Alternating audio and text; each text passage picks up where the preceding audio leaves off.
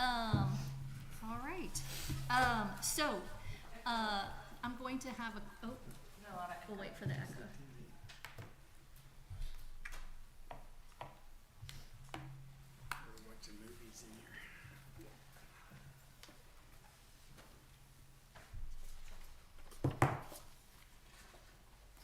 What's that? Oh.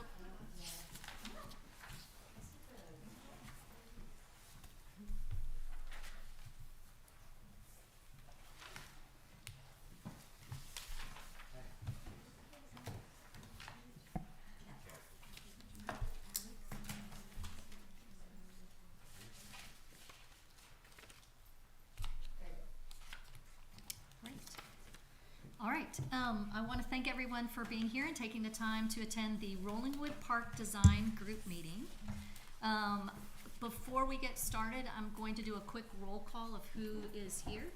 So we'll start on the left. I'm Bobby Hempling on the RCDC. Sean Downing, Parks Commission. Melissa Morrow, Parks Commission. Kevin Glasheen, council member. Laurie Mills, Park Commission. Ryan Ryder, RCDC. Kevin Shell, City Council.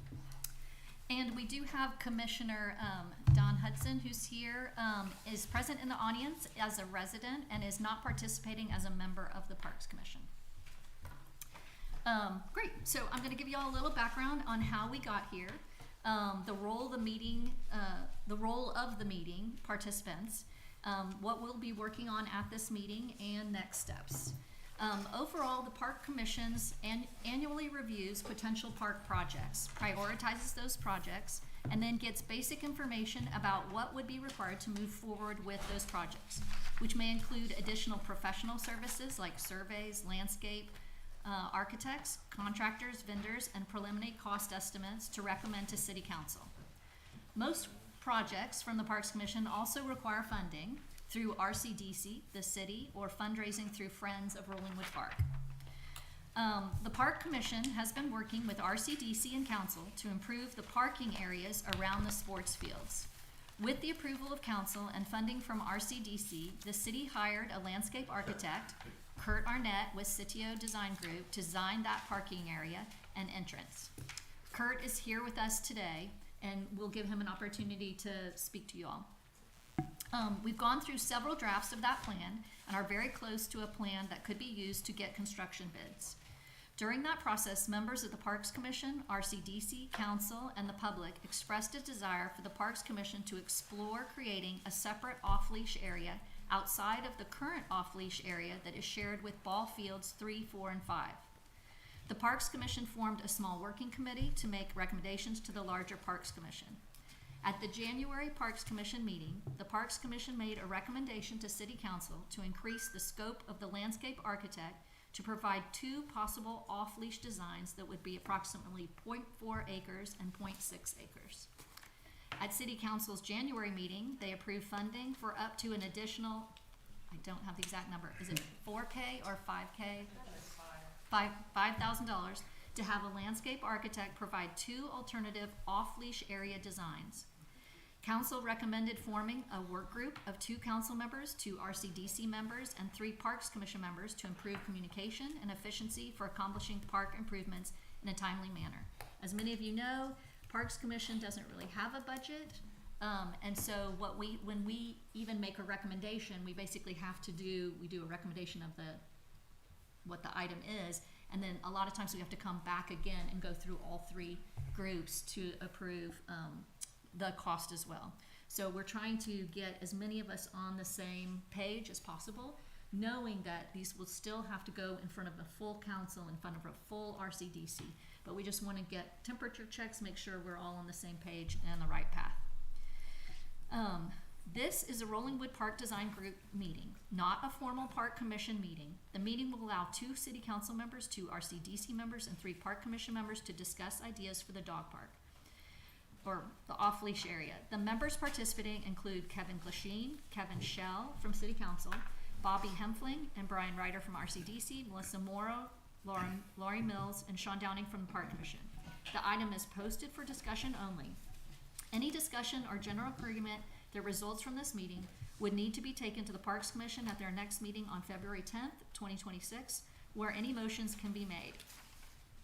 A park commission quorum is not required for this meeting. If a parks commission member, like Don, wants to attend, they may do so by Zoom or live stream, as virtual attendance does not count toward quorum. If you choose to attend, as Don has, to come in person, please note you may attend only as a resident and not in your commissioner capacity. This can be achieved by sitting in the audience rather than on the dais. I just want to make this super clear because there are rules that we're trying to follow, and we just want to make sure everybody understands. The bulk of this meeting will be focused on getting the working group members to agree on the parameters that the landscape architect will use to design the off-leash area. Then he will create a design to bring back to the Parks Commission meeting for a review, edits, additions, and ultimately a plan to recommend to council. Based on the Parks Commission, RCDC, City Council, and public input through emails and meetings, here are the assumptions. Now, some of these, some people may or may not agree with, so that will be something that we'll discuss first off. But I do want to make sure that we're going to start with the committee meeting and them participating and giving input, and then we'll move to an opportunity for the public to give some input as well. All right. Number one, all improvements will be designed to maximize usable park space for multiple user groups, while minimizing ongoing maintenance. It's sort of a mantra of the Parks Commission. The off-leash area that we are considering would be in the upper park. With the increase in parking spaces created in the newly designed parking area, the parking area in the north of the sports fields may be used for additional park programming, like a separate off-leash area. Fields 1, baseball, and Field 2, softball, those are the ones up at the front, the most really look like a baseball and a softball fields, will remain in their current configuration. Field 2 softball may be converted, may take the fence that's in the outfield and convert it to a movable fence, so that during the 18 to 20 weeks of their season, that fence may go up, or something that designates so someone knows they've hit a home run when they get over that fence. But we may make it where it comes down part of the year, or that it's we can move it back and forth. The current off-leash area, also referred to as fields 3, 4, and 5, will continue to have one softball field and one t-ball field with fixed backstops. That doesn't mean that you can't have a third field out there, but we're not going to have 3 backstops. We're really thinking that we're going to have technically 2 big backstops, and then again with t-ball and a lot of the younger kids areas, we don't feel like we need to have, you know, all of the formality of 3 separate fields. During the other 32 weeks a year outside of the sports seasons, the combined outfields and open spaces will be maximized to allow open field space for pickup games of soccer, football, kite flying, movie nights, etc. So one of the things that was in the master plan that a lot of people have mentioned is this concept of how can we maximize some open green space that can be used for things outside of baseball. And many of the things that people have mentioned in the master plan and otherwise have been soccer, football, kite flying, just general tag, fun, you know, just big open area. Continue to have area for batting cages, but they may be moved around. So we're not saying that batting cages where they are right now have to stay where they are. They might move to other locations. Continue to have looped walking trail, but it may also move or change the area of where it is. We want to improve the connection to the field house. We're not going to tackle, we also have on there to, as our big park commission list is possibly remodeling or doing something to the field house. But we're not going to talk about that today. But we will talk about just making those restrooms, that space in general, more, have a better flow back and forth between the fields and any off-leash area that we may create. We also know that we're at the end of life for the irrigation system that we have. And so for both that parking area, a new off-leash area, and generally the fields that we have there, we know we're going to have to invest probably $30,000 to $50,000 in a new system. The system will be so much better because the staff will be able to program it better. It will have less leaks. We'll know where exactly it is. But that is something that's sort of assumed as we do improvements in all of these areas that we will put in a new irrigation system. There will be a subcommittee that will be created to create something of, I don't know what we would say if it's bylaws, a club and a group of people to help us enforce and keep the dog, the separate off-leash area safe, maintained in a positive way, and get our neighbors and visitors to make sure that it's safe. So that group may come together and say, we're going to create almost like the Rollingwood Women's Club or the Friends of the Park, some other group that's sort of going to talk to and work through sort of some general concepts about how we're going to maintain that area. Right now, we have a lot of citizens who are already, many people refer to Phil as the mayor of the dog park. But other people who are really good about walking up to new people, introducing themselves, and also if their dog is either they're not cleaning up after their dog or their dog is being aggressive, is sort of this, I don't want to say they'll be sheriffs or deputies, but some sort of a club or a group of people that takes ownership of it. We did the same thing with the garden. We know that it will be an ongoing concern, and it will be something that we will have to really encourage and support throughout time. But that is another piece of what we want to do.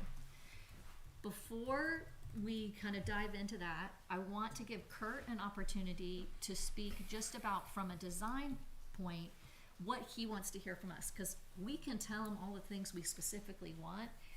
It may be better for us to stay high level so that he really can bring the best design sense to it and the best concepts to share that.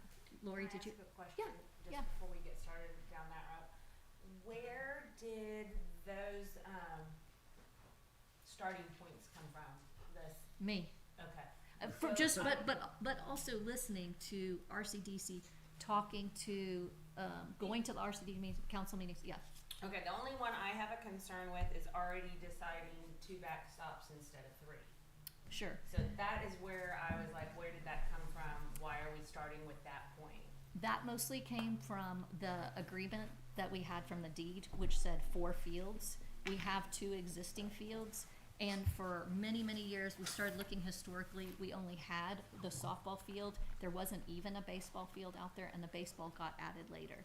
And so it's never been, it doesn't say in our agreement the certain number of fields of either of those, but that's where that came from. Okay. Well, I would just be a little concerned on what that does to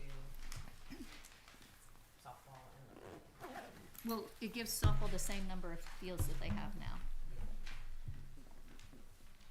And we also know that most recently, Little League has been using the outfield of 1 for many of their T-ball games, and setting up in the outfield there as well.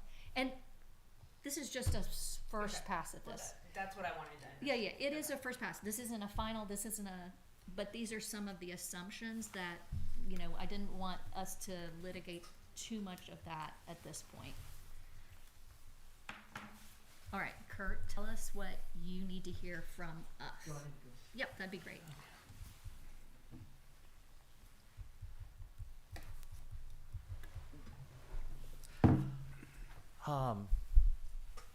Well, I'm glad that I'm working on this. I'm ready to help. I know that this is something that everybody feels strongly about, and I'm kind of on the outside, but I'm starting to feel kind of strongly about it too, I guess. It's a problem, and the thing is how do we fix it? How do we fix it? And I can already tell that it's going to take a little bit of giving and taking.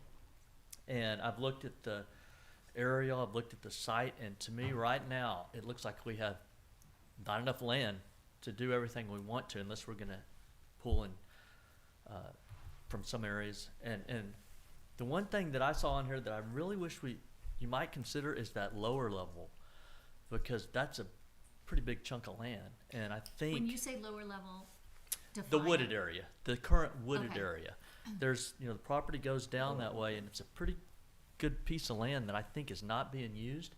And the way it looks now, it looks just like a wooded wasteland kind of. The wooded area between the house and the current fields, or between the lower park and the upper park? The part between the, where the pool is, that part that steps down. So the fields are over here. You have the walking trail that kind of curves around, and it's just down below that. Got it. I'm tracking now.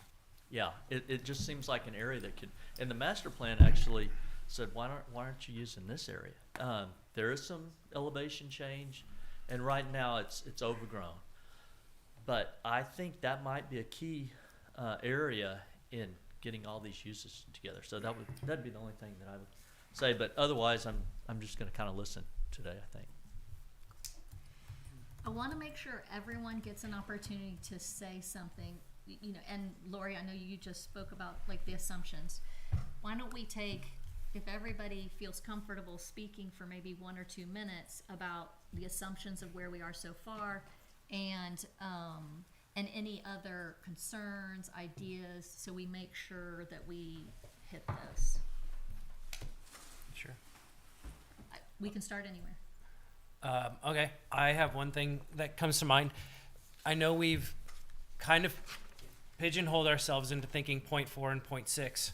I was one of the people that was working within those confines, and if we start to think about this through the lens of I've been calling it a great lawn, right? I think a lot of people have been calling it a great lawn, where it's just like a multi-use space. If the outfield fences are temporary and we can use that for soccer, movie nights, things like that, perhaps 0.5 acres is also an option, because the 0.4 and 0.6 really came from, if you go to 0.4, it maintains 3 fields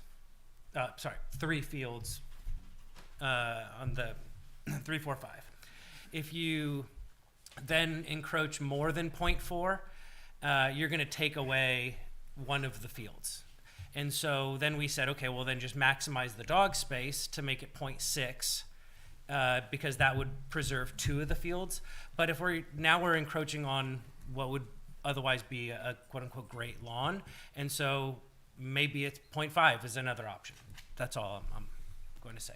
Cool. Maybe we don't work within those confines. Melissa, may I grab the floor for a second as the oldest person in the room and the person who's been wrestling with this since 1985? Yes. I do not own a dog. So I don't have a dog in the fight, so to speak. But I am one of the incorporators of the RCDC back in the 1980s. I was also very active in negotiating the acquisition of the fields from the Optimist Club and the deed restrictions, and really not the lease that's there, but I know the documents. So let me give a couple of basics. The property was acquired from an Optimist Club in exchange for some money and for giving them a bunch of tax debt. And we've got what we've got. City Hall was here already, but the fields here and what we call the back 40, the lower area over here, were acquired back in the 1980s. The lease with the Little League guarantees, it's the lease, Melissa, that guarantees them 4 fields, not the deed No, restriction. it's It's the deed deed. restrictions, it's not the lease. You sure? Yep. I have it in Okay. my briefcase. All right, I'm capable of being wrong. Yeah. Alex? On that point, since you know, is it 4 full-size fields? It doesn't say. Doesn't say. Just says 4 fields, and historically what we've had is the 2 main fields up here, and then 2 fields for smaller children and smaller needs. But that's just been a matter of use. The idea of the lower park area that you mentioned, you need to think about drainage through there, because I think that drains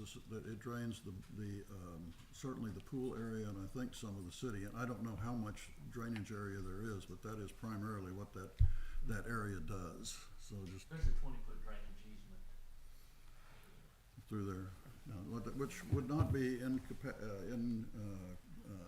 conflict with use as something temporary, but you couldn't really build anything there. Bobby is the treasurer of RCDC. What we have to put together is some consensus of what we want to do, some consensus about where we want to do it, which the RCDC is not in that, and money. RCDC has money. Yay. RCDC is funded by a part of the sales tax from the businesses out on BK Road for the most part, although there are some home businesses in Rollingwood that also contribute to that tax. We've been collecting money for some time. Interrupt me anytime you want, Mr. Treasurer. No, I'm listening. But we have, and I've called the latest, as of December 31, we have $832,000 in the bank, which should be enough to do what we need to do.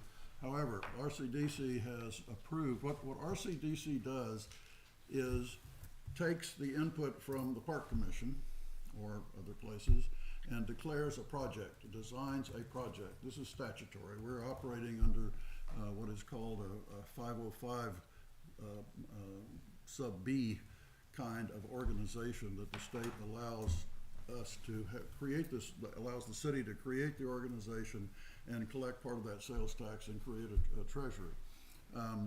It limits us to what we can do, but we can do a lot of things with the park. And the money has been collected and is to be put to use for certain types of community development, which includes possibly both assisting businesses in the area as well as facilities for the people of our community. We then have to create a project design, and we've, in our existing arrangements, have by our resolutions created funds available to hire landscape architect and thrown a number up on the wall of $50,000 of money that we would be willing to see go to park improvements of the kinds of things that you're talking about. Totally undefined, folks. We don't make design decisions, but as a matter of just putting a number out there, we've allocated $50,000 to then become a project. That project has to go to City Council for approval. City Council then has to approve it, and then it has to be published. We used to have a publication called the Westlake Picayune where we did those kind of things, but I don't know where we would publish. And people have a period to object and file a lawsuit if they don't like what we're doing. That has actually happened one time in the history of Rollingwood, but that's way in the past, and if you want to know more about it, you have to buy me a beer. Ryan, you're getting up on your 2 minutes. You've gone 4 minutes, so I've gone just to 4 let you minutes. know. Okay, but those are the basics we have to operate under, is that Yep. the RCDC has money, it has a process it has to go through, and we're glad to hear what the community wants, to get some consensus as to what we're gonna do and where we're gonna do it, and then we've got money to fund it. Thank you. I'll go whenever you're Okay, ready for Kevin. me. Thank you for organizing and leading this, Melissa. Really appreciate it. And I'm excited to get to everyone together, working with RCDC and Parks and Council. I think it's just a great way to have better communication and keep us all moving forward in the same direction. And so my biggest criteria for a separate off-leash dog area is that it be large enough to sustain turf grass. That's my first priority. And where that comes from is that I've used other dog leash areas. I've built dog parks. I don't know if you know Artis Landscape Design Group here in town, but they did some apartments for me, and it was DG, and we ripped it out and put back in sod and sprinkler system. Taking a dog to like West Austin dog park area, it's just dirt and it's filthy. It's kind of gross, and you can't clean it. Artificial turf, not a fan of it. Council hadn't been a fan of it in the past, so I don't think artificial turf's going to go anywhere. And again, I think it's gross because you can't wash it, So that would be my criteria. I'm intrigued by your suggestion of looking at the lower area. I've never really looked at it carefully. I'd love for you to walk through it with you sometime, even after this meeting, if people have time or if that's acceptable, or I can look at it. I can walk through it myself, I guess. But I'm curious about it. I'd like to look at it. But generally speaking, I think we'd want to be up top where we could maintain turf. the 4 fields, when I played around with measuring and dividing spaces, and it looks to me like we have about 42,000 square feet or 1 acre on fields 3, 4, and 5 that are fenced in right now, and there's about 10,000 square feet on the north side of that. So adding together, I think you got about, I did my math wrong, let's see. That's right. And so if you divide it in half, together you have about 52,000 square feet. If you cut it in half, you'd have about 26,000 square feet for 2 ball fields and 26,000 square feet for the off-leash dog area on the north side of it is what the concept I have. And the reason I looked at those parameters is somebody alluded to it, but they were, were spot on that you're going to lose a field down to 2 fields if you go that size, okay?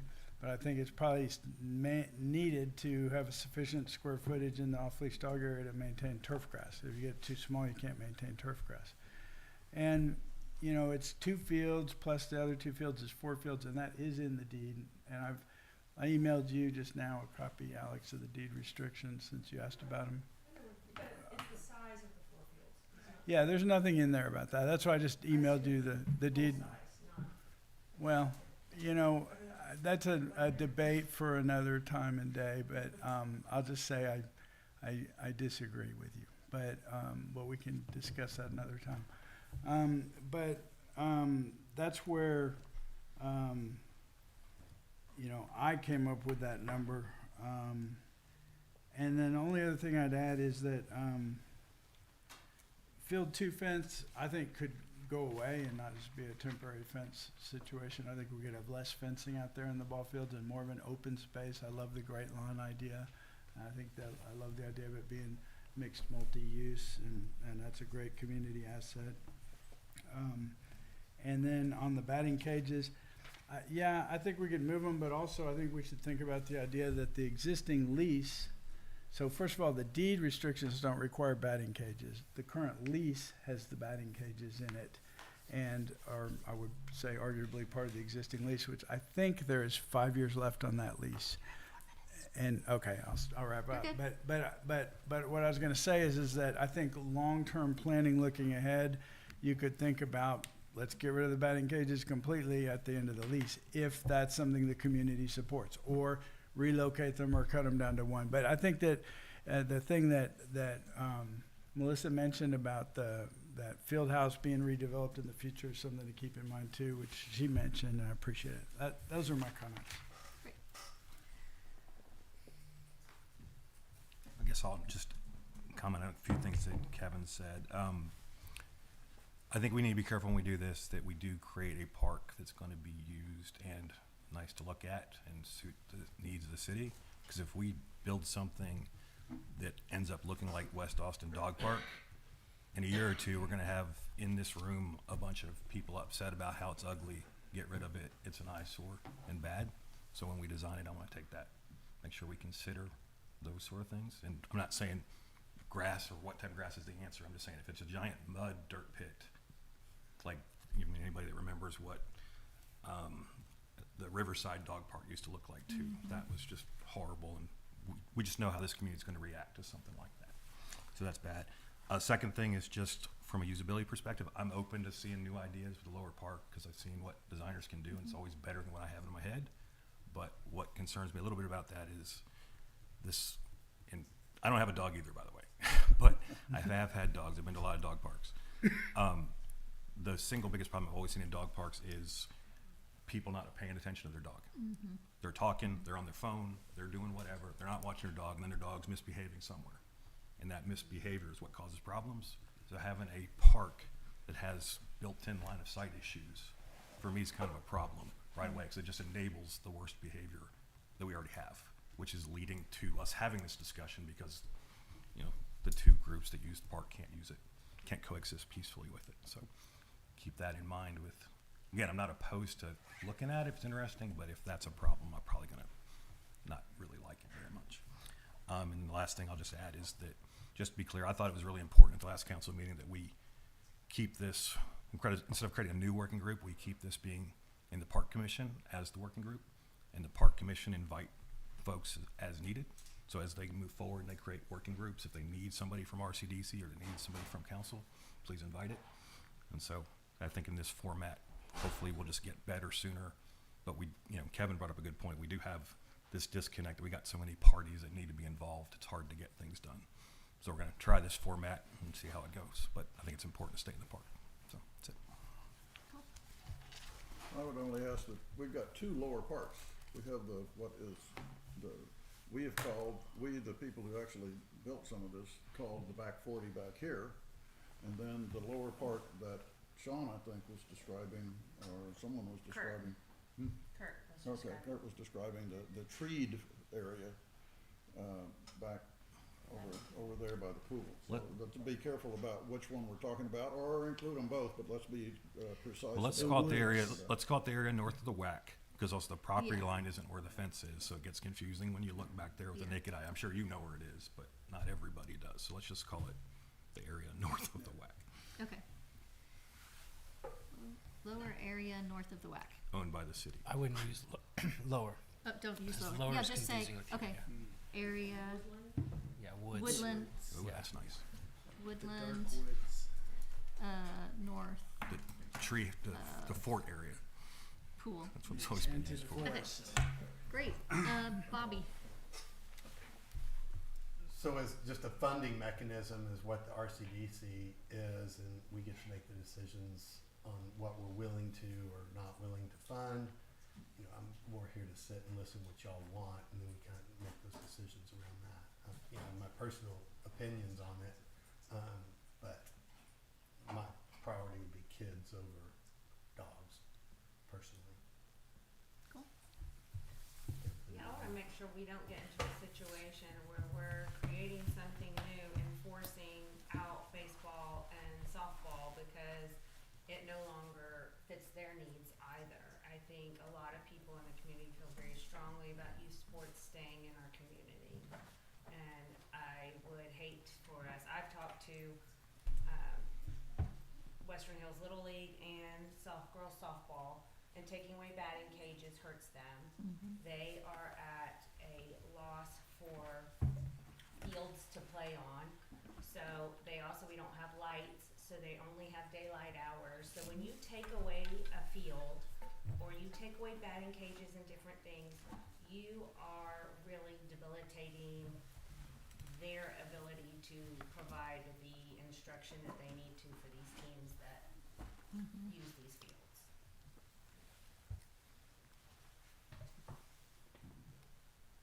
That's my 2 cents. Cool. Kurt. I have a question for Kevin. From your experience on those other dog parks, you might have said this before, but how many square feet do you think you need to support it with the grass? That's a great question, and I don't really have, one answer, I'll give you my lawyer answer, which is it depends, right? That's how every lawyer answers every question, but it depends on how heavily it's used, and it depends on how well it's maintained.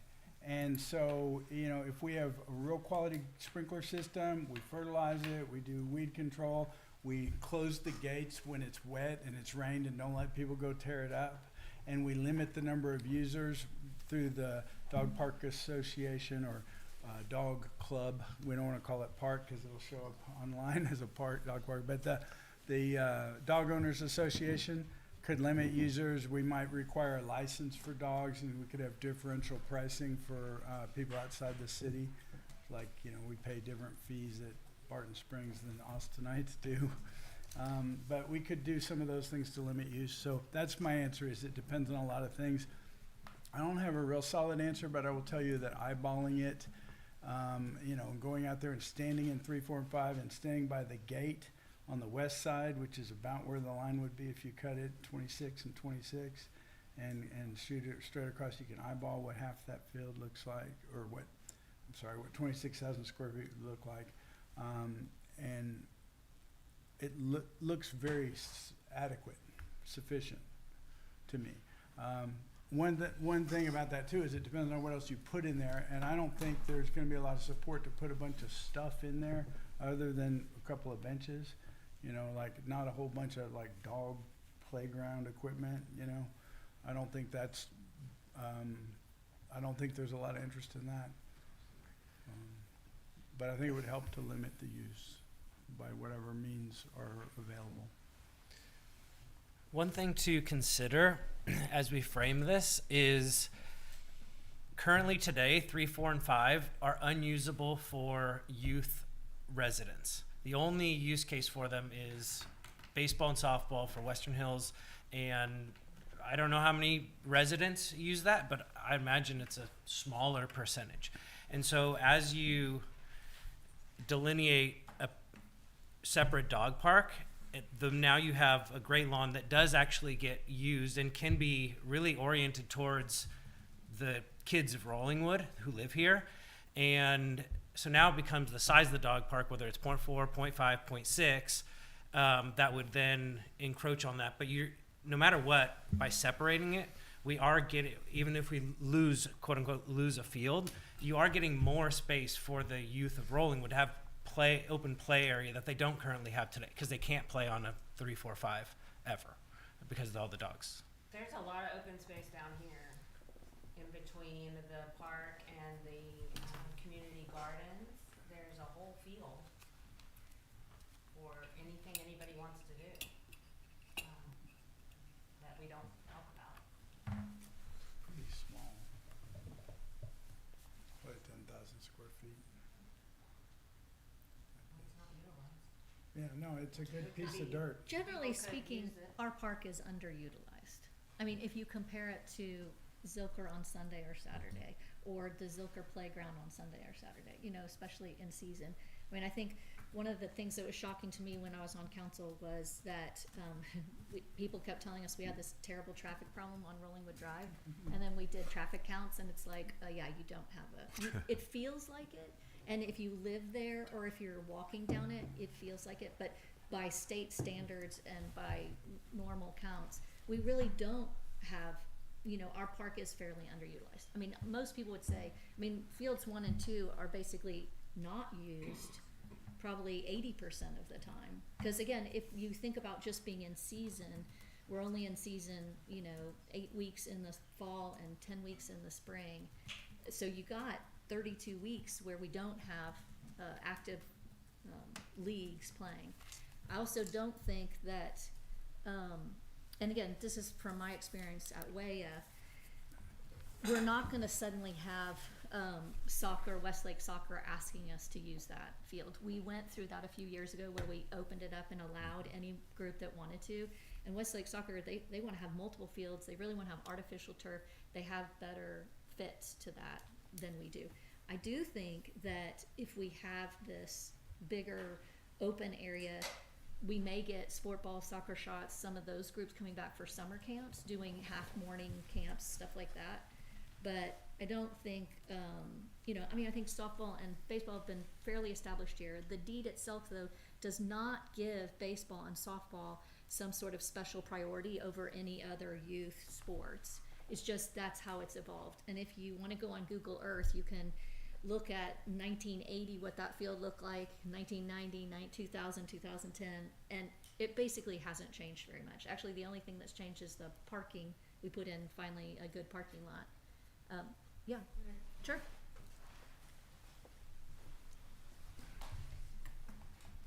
Alex Robinette, 2500 Hatley. Thank you all for doing this. I think it's great. So, Oh, you can't hear me? well, I was just gonna say, is her mic on? Because it doesn't feel like it is. Sorry. Hello? Yeah, that feels Okay. I have some questions just based on things I've heard kind of thrown around over time. If you do separate the fields, would Western Hills, I've heard, might be willing to refurbish the fields used for ball play, and kind of how much would that cost help us? I just wanted Yeah. validation that is something that so in terms of what RCDC's funding, that could be supplemented with funding from Western Hills, which would be great, because I don't think I think you have to refurbish that soil, correct? Once you've removed the dogs, they get fresh Well, we soil to should play anyway. on. Yeah. I mean, we do that for all of the fields. Okay. Yeah. And then the other question is, if you're irrigating the area for the dogs, and I'm not a dog owner, but I would think the variety of terrain would be preferable. I know dogs love to run up and down and jump and climb and things like that. So to me, I like Kurt's idea that you could have a hybrid. You could have whichever one you wanted. But if you're irrigating a dog field, seems inherently difficult given dog usage on grass and nitrogen and things like that. So I guess I'd like to understand what the ongoing maintenance costs of that are compared to other things. And is that something that Rollingwood citizens are absorbing that cost? Is that privately funded through the organization that might happen? And so those are just things I'm thinking about. Yep. Can I comment on the soil? I've got some information. Okay, sure. It'll be quick. So I did a soil test out there on the softball fields and fields 3, 4, and 5. I did about maybe 3 or 4 months ago, and I took a bore soil sample, went down about 8 or 10, probably about 10 inches, and I was very surprised to find that there's really good sandy loam that entire depth. All over 3, 4, and 5 and the softball field. I was surprised. I also sent that soil off for testing, and I have the testing results that I can give you later if you want it. And interestingly, the 3, 4, and 5 had almost the exact same soil chemistry as the softball field that has no dog use. The nitrogen levels were very slightly higher, but were also below normal. Or not normal, but below what was ideal, which is fascinating to me because we have implemented, and I could give you this too, Kurt, is I set up a fertilizer and weed control program through the John Deere Landscapes, which is now called whatever they call it, Site One, and Izzy, our maintenance director, has been running that schedule. It's posted out in his shop, and you know, I was surprised that our phosphorus, nitrogen, and even our acidity is too basic, too alkaline. Of course, it ties up the iron and keeps it from greening. But all those chemicals were kind of like typical Texas sandy loam that hadn't been fertilized. But there was no real difference between the ball field and the dog area. How many soil samples, y'all do? One location? No, we did about 3 across the softball field, and then we did like 6 around 3, 4, and 5, trying to pick the whole different area. I have some pictures of it and the test results on my phone somewhere. Okay. Well, I'm not a scientist, but I can observe the amount of dogs defecating and peeing all over the place because I'm up there a lot. I stand there, I observe it. Whether you want to talk about soil samples or health impacts, kids are then having to go play in that immediately after use. And so it's a surface thing by and large. So I think we've settled we're trying to make a separate area. I don't think we're going backward. I'm not moving that direction. I do think that I have to say for myself, and I haven't really spoken just specifically about mine, I kind of like the idea of having a flat area and some that's in because that's where I feel like we could get, if we felt good with the 0.4, we could get the other 0.6, 0.2, or even maybe another 0.4 in the shaded area. And I say that as a dog owner who does have 3 dogs, but also as a parent who had 2 softball players and a baseball player, that shade in the summertime or anytime, it makes me sad sometimes. You have to wait till like 7:30 at night to go out there with your dog because it is so hot. So I like the idea of, It's intriguing. but I did really appreciate Kevin, and I can only say this because we were standing on the field talking the other day, and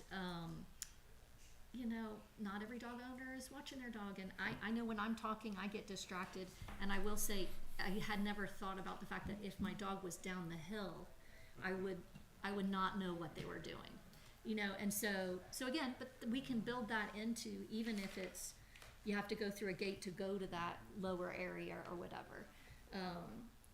Yeah, I don't think that keeps us from doing it. Question: would if we got the total amount of square footage, but we had 2 sections, Mm-hmm. would that be an option? I'd love to look at that lower area with you and see what thoughts you have about how it might happen. My answer would be, I could see supporting it if it was something that looked attractive and usable and made sustainable. You know, I mean, Yeah, it's a cool concept as long as there's no issue with, you know, elderly people getting access down there to Yeah, clean up after the access. dog. you got Either back ADA here issues. or over there, access is going to be an issue, and You that's have going to be ADA fairly expensive ADA issues. to for do sure. stairways or something of the sort. Also, 0.6 in two separate 0.3s is different than 1.6, right? For just dogs running and throwing. So Yeah. just considerations, but I think it's an interesting idea to explore. Duke? Yeah, Duke Garwood, 5 Rockway Cove. I think that's where I live now. Yeah. You've lived a few places. Might want to call and ask your wife. If she's still living there. Well, I'm just, the lower dog park idea, seems like when that was first thought of, people walked by there and went, oh my gosh, there is no way. Well, I'm somewhat infamous for looking at lots and going, gee, nobody would do that. You are. But Kurt, Alex, and I walked over there. That area is, in my opinion, is extremely usable. The big issue, yes, is access, and you know, that can be solved. You can do it. That problem's on you. But I mean, seriously, you know, it would take some expense to make that transition, but to acquire and be able to use that area, it's extremely usable once you're kind of down in that little flatland area, and would be, to me, super appropriate. So I'm speaking because I think it's a serious place to consider. It helps us solve more problems, gives us more flexibility, and I think it's doable. How many square feet do you think is down there? 17,000. He knows the number. He's Yeah, got some Kurt number. did bring some. It's like some pictures for 17,000 us. something. Well, depending on how far you take it. I'll let him answer that. You think, is that the maximum usable you think you could recover down there? Would reasonably recover? Well, you know, we're probably gonna have to have a zone of retaining, Mm-hmm. and it could be used by dogs to come up and down, but if you don't count that zone or for retaining, maybe having ramps coming down, then we would lose some there. You're talking about retaining walls, not retaining water, right? Retaining walls. Right, I got you. And just Yeah.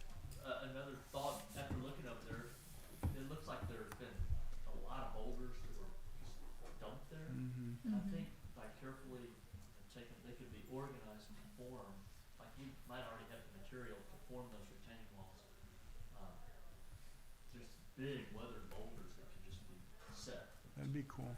Yeah, I'll just add one thing to this idea, and I'm not against this idea. Like I See said how earlier, wet I'm it open to the designers coming. So cool. We are just introducing an element closer to some homes that have never had an element next to it. So we do want to be considerate about that. So it's not going to be 1,700 square feet because you're going to want to have some buffer there with those homes, or it's going to be a problem. So just a consideration. Yeah.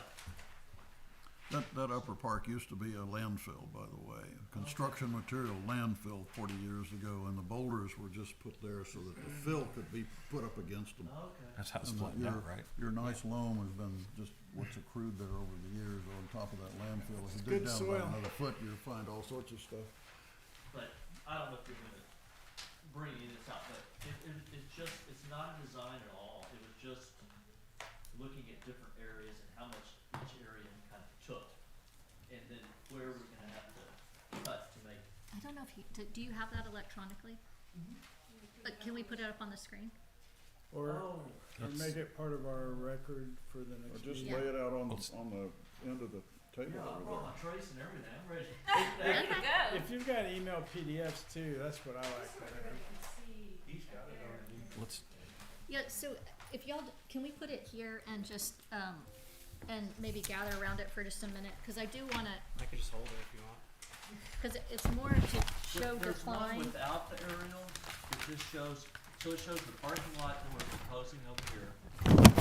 it shows the current fencing, Mm-hmm. red, where we're trying to change, talking about changing this, and then the different fields in this one, you know, you can see that they already overlap. The So outfields. none of this area, this is all part of the pool? Yes, this is the little, I this is gotcha. the area we're talking about. I gotcha. Okay. For some reason, because this is the area that I see kids build forts and do a lot of stuff in, I had thought that was part of the parks. Yeah. It's really, it's Is that got the come to property line on it? Yeah. Yeah, the whack goes further back. than It's that. way far back. And I know that they had to meet some criteria for the new construction that they had for drainage, et cetera, through there. So, That's where they're putting it. yeah.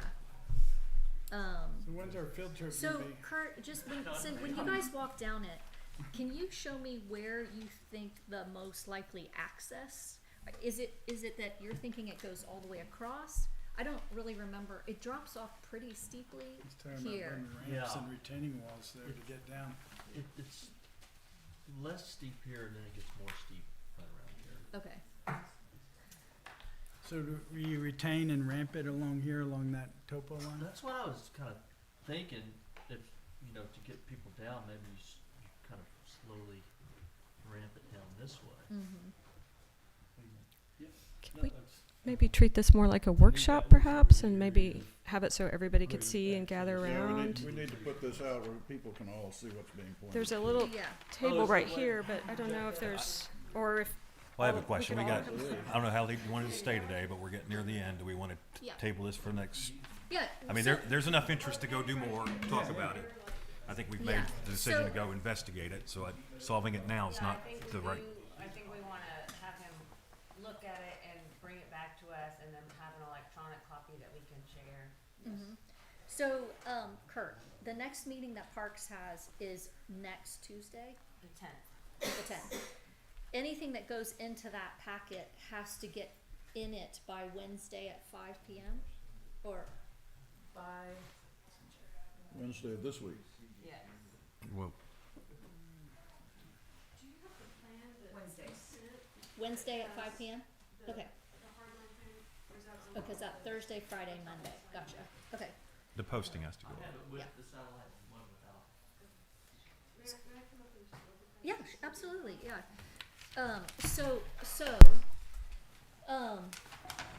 So my question is, at our next parks meeting, we can spend, I mean, almost all our parks meeting at that. I don't know if we're gonna get RCDC or hopefully Kevin Will and come. Kevin will be there. I'm gonna be there. Okay, RCDC meets at 5:30 that same day here. okay. So, I think, That's the 9th. we're on Tuesday. Okay, Yeah. okay, I So stand we'll be corrected. after you. That's So right. I We don't meet on think, Mondays, I think you meet on RCDC Tuesdays. wise, I think we're okay at where we are right now. But in order to keep him moving towards designing, what do you recommend as next steps for either input? Where would you be? Cause, you know, council has already set aside this money. We've sort of told you what we're hoping for. What do you need to do and how much time do you need to make those two designs? I guess, if that lower area is maybe an option, if y'all said, no, we're not gonna do that, then that would really, but if you say, well, maybe we'll think about that, that's an option.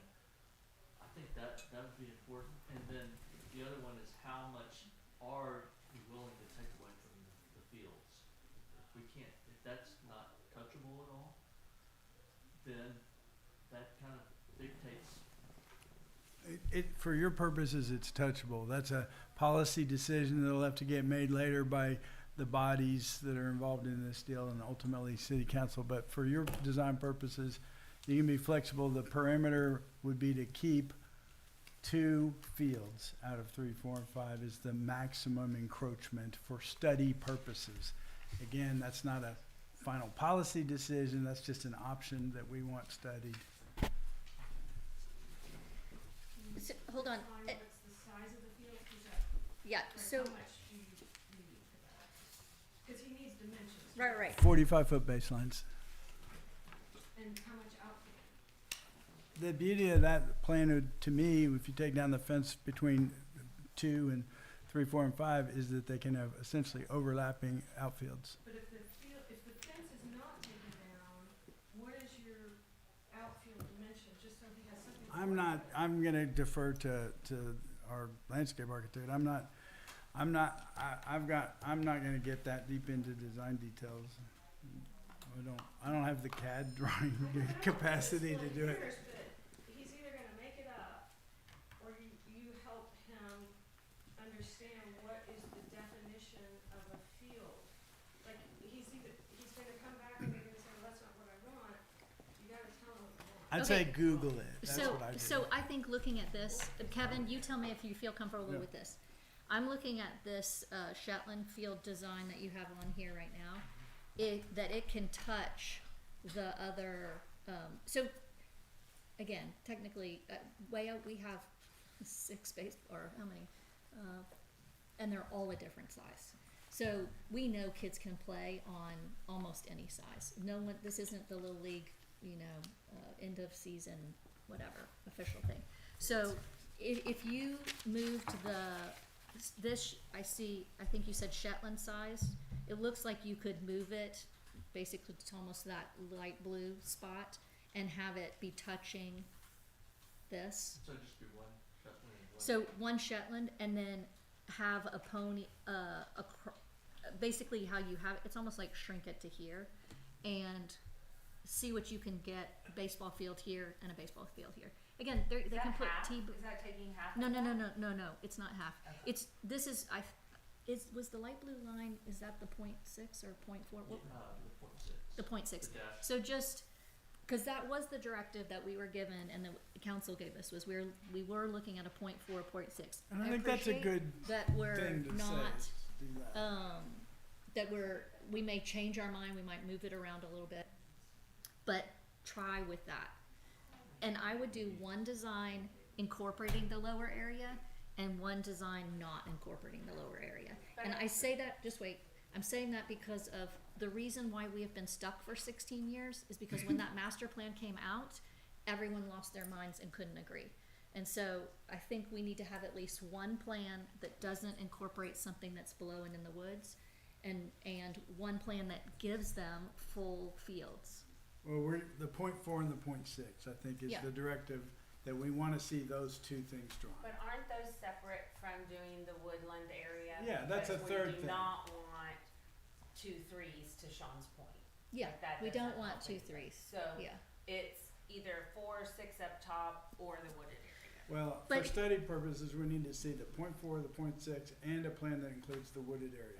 But That's what I But thought. hold I on, didn't- hold on, because what you can do is this walking trail can move to be between the fields and the off-leash area, and you could have an off-leash area that was half flat, half And contiguous. contiguous. I like that. I mean, Yeah. that's fine. So that's, Yeah. I think that's a great idea. you need to have some of the dog park or off-leash area that's flat. We know we're gonna have elderly people who even they don't wanna go down a ramp, like.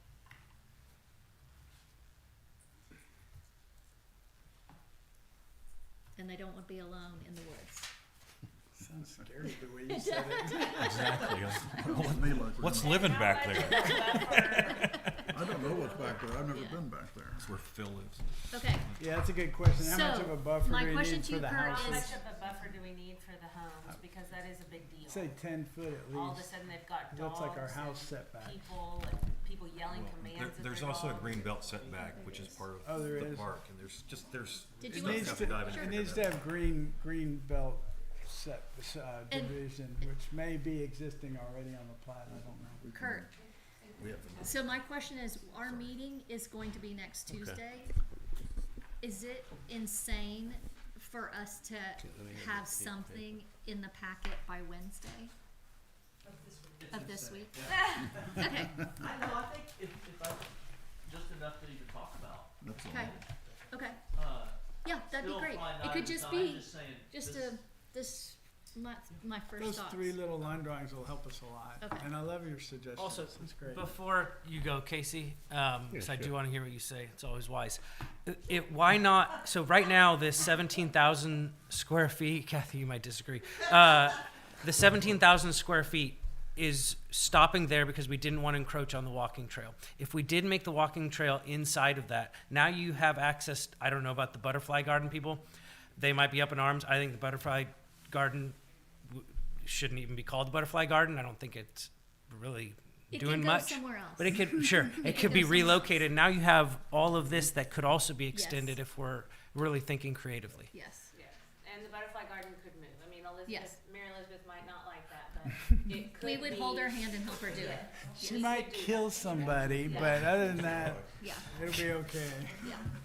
I've- Okay. I've just 2 points and 1 question. On the line of sight, Kevin, I think if we just put in a rule that if your dog goes down to this area, you have to be down there with your dog. Secondly, as far as the elderly, I'd like to take a position for the elderly. We don't mind being up top on a level area. I wouldn't use the word confined when you describe it. But, you know, the elderly will have a choice. You can go down below or go to the level area.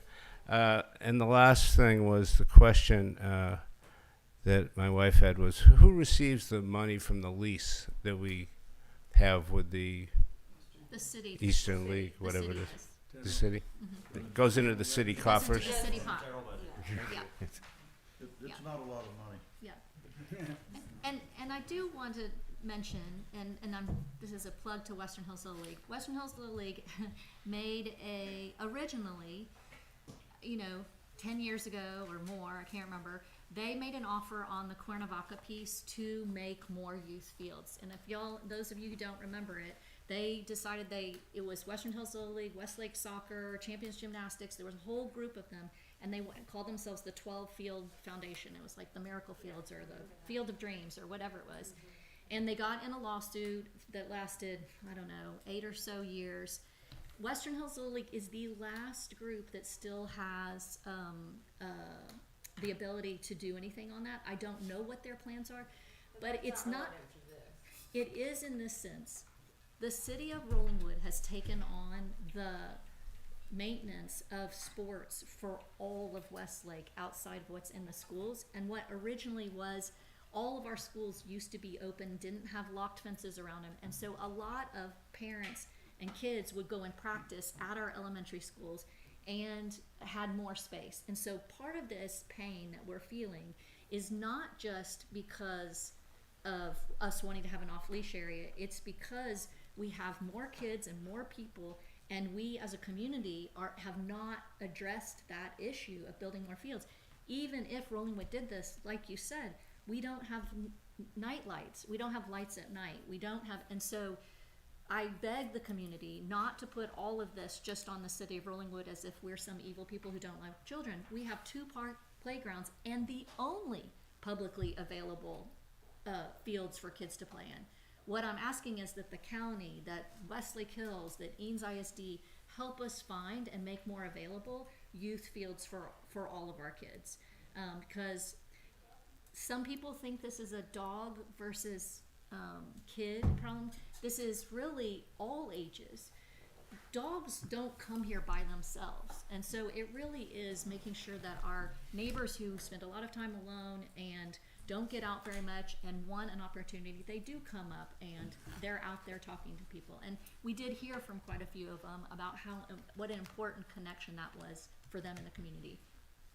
But I also yesterday saw a 2-year-old in that park with their parents about 100 yards away, and that made me want to throw up. Because a 2-year-old should not be out there unattended when dogs are running around. So we have a lot of things we can do to make this safe for kids, to have sports, to have multi-age groups. And I think for the first time in 20 years, Brian, that we are close to creating that to make it a better space for everybody. And I hope that happens. All right, Jeff. Hi everyone, Jeff Marks, 2516 Timberline Drive. So my wife brought home 8 o'clock last night. Brought home our puppy Cavapoo. kids are so excited. Just curious. I think it's implied with some of the plans, but will there be a separate area for smaller dogs? Are you guys considering We that? are not there yet. I'm just gonna say it. You are asking too early. They can have the butterfly garden. Yeah. And if you are a new dog owner, your puppy, if it's under a certain number of weeks, until it has all its shots and everything else, you should not bring them to the park. Okay. There's gonna be a separate Cavapoo park. I didn't sign up, but I just. You don't wanted have to say sign up. that there's a sign when you go into the dog park, there's a sign of rules. Yes. So we can expand that list of rules. and But make they're not sure that enforced, and everybody- that's our problem. Well, We'll create a that's club. why- that's Yes. why Phil is Association. there. With deputies. That's why Phil is there. Yeah. But we can expand the Yeah. number of rules, so everybody's gotta follow it or they're breathing. Agreed. I have one last thing. All right, Kevin. We'll Just, sheriff's deputy people. Dog deck. That's Dog, pretty good. dog deputy. deputy dog. Deputy dog. So if you need more time to get some designs done, this Wednesday deadline, we can give you till Friday to do it. As long as we have it posted properly, we can update the packet Okay. later in the Okay, week that's when great. it's done, just to give a little bit more time flexibility. We don't want to do that to staff regularly, but we have a very special one-time offer. Lunchtime Okay, by Friday. noon Friday. Friday. You almost have a week. But Think you're about gonna that. send me at least a draft by Wednesday, so I know we're getting there. I tried to help I you. said give him till Friday, come on. Cool. Okay. All right. Well, thank you so much for everyone's time. Really appreciate it. We're gonna keep this positive. If you get on social media, say positive things about it, please. Thank you. Don't get on social media. Yeah. Oh, yeah. All right, so